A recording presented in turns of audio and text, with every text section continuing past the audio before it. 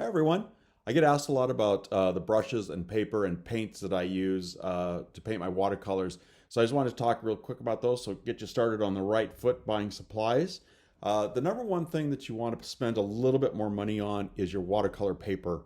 If you buy nice paper, you'll have a nicer experience when you paint your watercolors. I like to use either Arches 140 pound or Fabriano 140 pound. They're both artist grade paper, so they're real durable. Arches is especially durable. You can really scrub on it, scrape on it, put lots of paint, get it really wet, and it's very durable.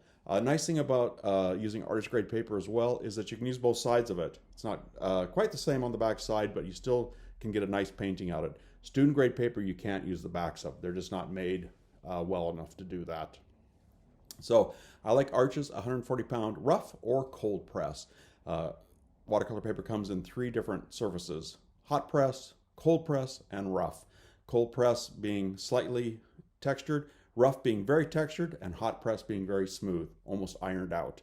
I prefer cold press or rough because I like a little bit of texture when I'm painting.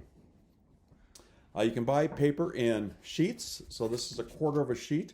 This is 140 pound rough ripped down into a quarter sheet. And I'll also send along a link for ripping paper so you can see how to do that. So you can buy full sheets of it, which are 22 by 30, and then can rip it down into any size you want.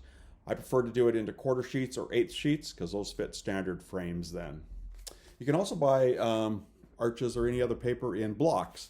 This is these are all glued in here on four sides. They have a little opening here that you can then slip a knife in to cut off your paper. But these work well, especially for painting outside. You can take these blocks with you and work outside with them.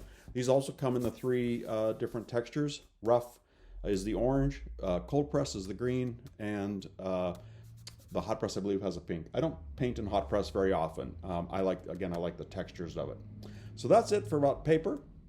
Spend a little bit more on paper, you'll have a much better experience. Now let's talk about brushes a little bit. I like kind of this set of brushes here. I like a round, a big round, a small round, and a flat. This is a 3/4 inch flat, which I use quite a bit. I like the long hairs on it. My rounds have nice long hairs on it. And these you can spend any range of money on. This large brush, this is a Da Vinci Casaneo brush. It's a synthetic brush made by Da Vinci. I really like their brushes a lot. They're a medium price. This size brush I think runs about $60, but it carries lots of paint and lots of water.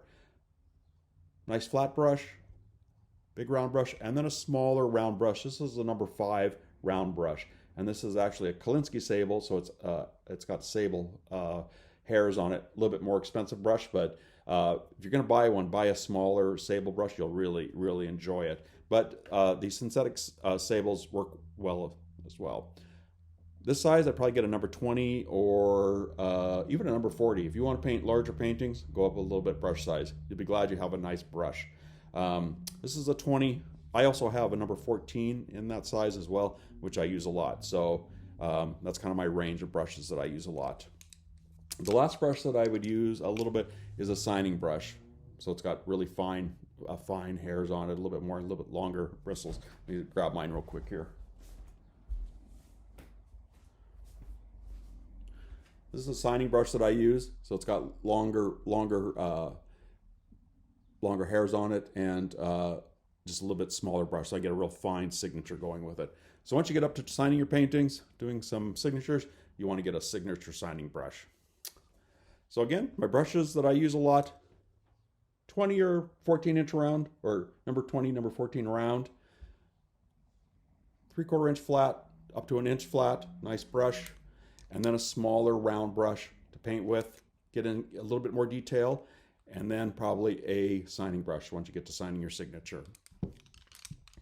All right, I'm gonna switch my camera over so you can see my desktop here.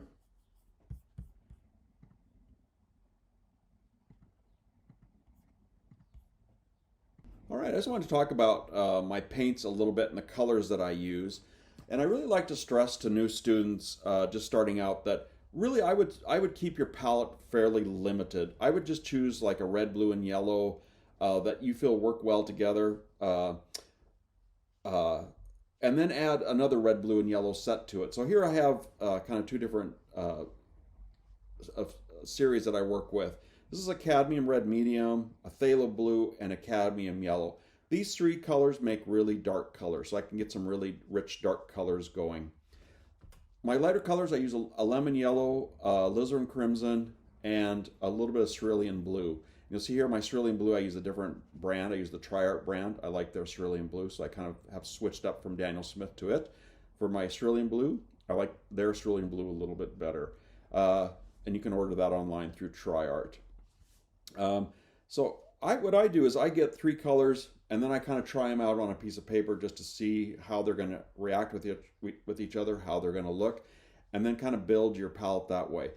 As you're going through my lessons or my videos, don't worry too much about the colors. As long as you have red, blue, and yellow, and you're kind of switching those up to what I'm doing in the videos, your paintings will turn out just fine. You're just going to have just a little bit different look to them. But I kind of appreciate that if people use different colors.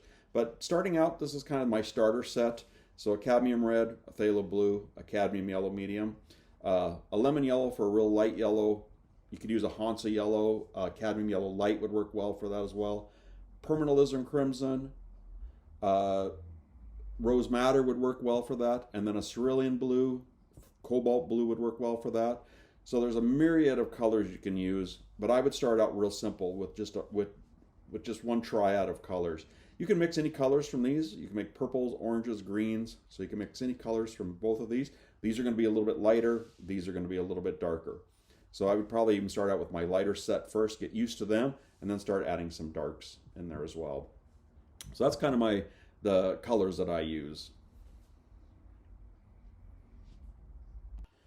For my surface, what I like to paint on is I like to lay down just a cotton towel, just a bath towel, and I lay it down and I do all my watercolor painting on this. You can see I've used this one quite a bit.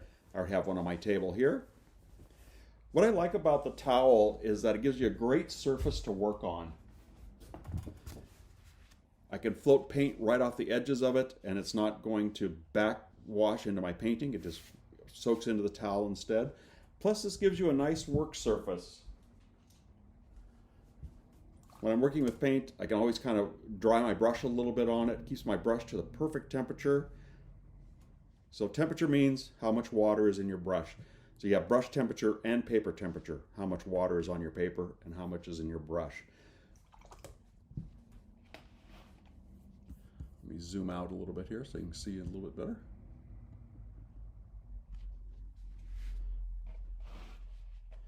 The palette I use is it's got great big pockets in it, so I can stick these great big brushes in there and have lots of room to mix up paint. So I like a big well for my watercolors, and then I also like big mixing areas for me to be able to mix in.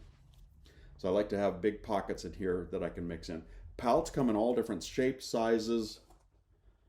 It's kind of a personal choice. I like this one. It's kind of split into two. I can kind of keep my colors separate a little bit on either side, and then I have these big wells to mix in. The big mixing wells are the most important thing to have, I think. Also, I recommend that people have 2 containers of water ready. I use one to rinse my brush off or to clean my brush off in, and then one to pull clear water on when I'm working with my painting. So I'm not pulling that dirty water all the time. I've got nice clean water to work on my watercolor with. So one to clean with and one to kind of pull clean water in. A couple other things I like to have on hand. Spray bottle, just to help clean out my palette, wet my paper sometimes. Very valuable tool to have, a spray bottle. Plus you can do some special effects with this, spraying into paint and things. Creates different special effects.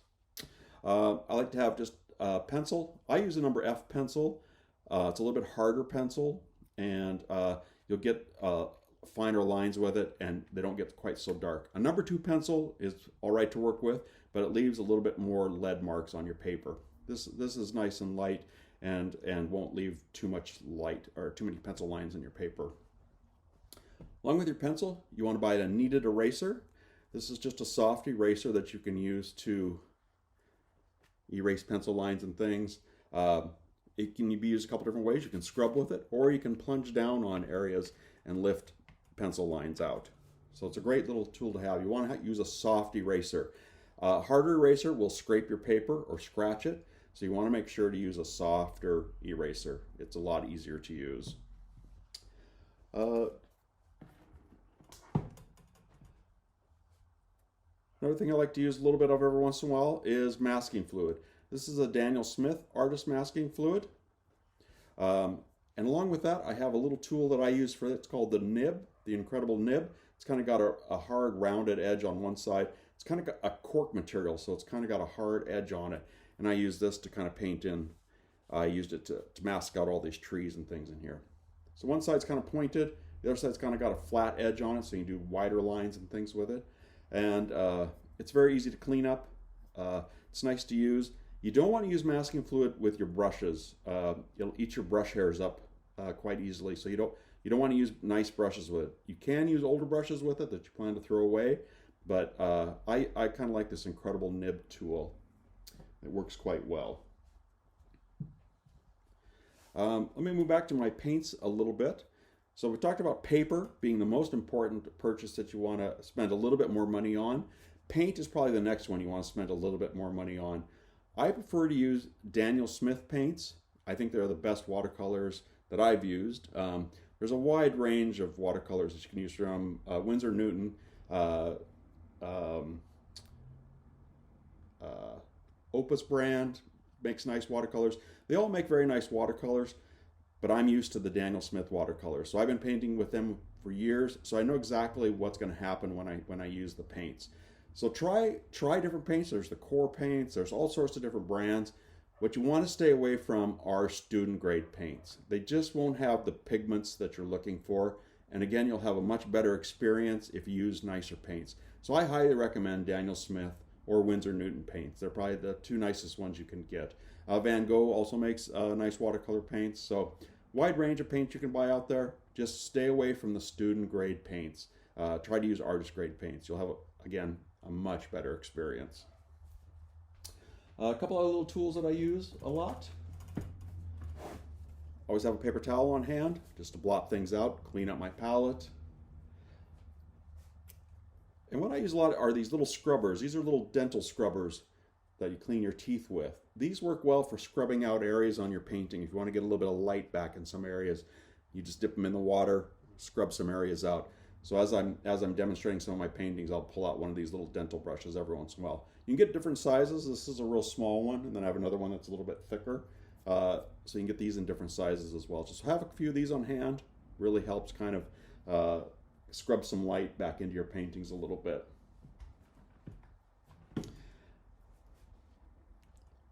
I have a pencil eraser or a pencil sharpener on hand usually. That's kind of what my setup is made up around here. Pencils, knead erasers, pencil sharpeners, brushes, masking fluid applicator. And then one last thing I use, I have a hair dryer that I'll dry my paintings with.